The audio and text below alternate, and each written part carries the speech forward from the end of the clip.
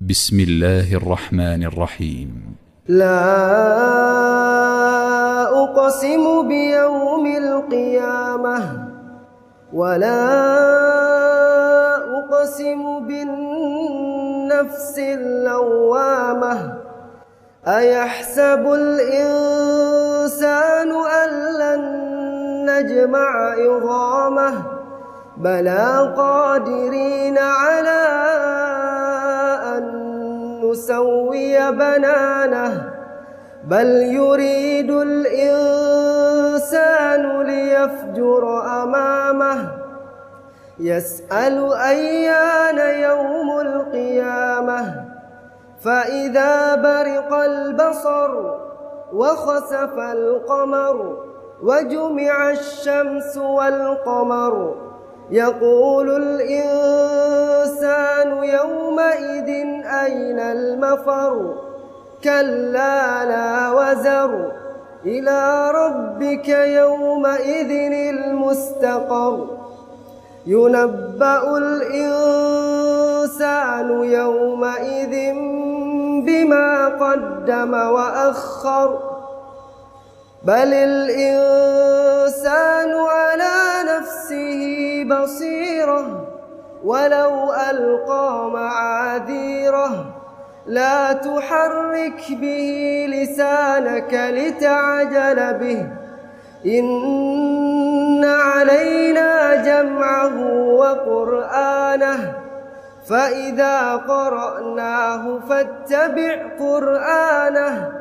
ثم إن علينا بيانه كلا بل تحبون العاجلة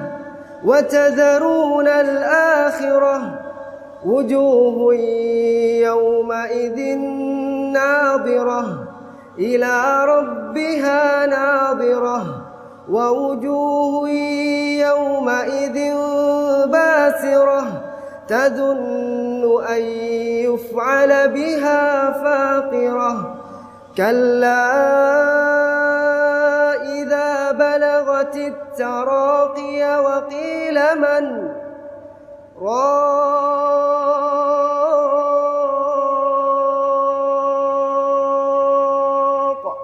وظن أنه الفراق والتفت الساق بالساق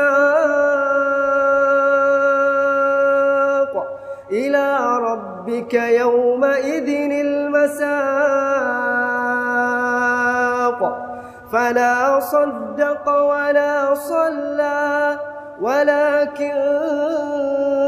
كذب وتولى ثم ذهب إلى أهله يتمطى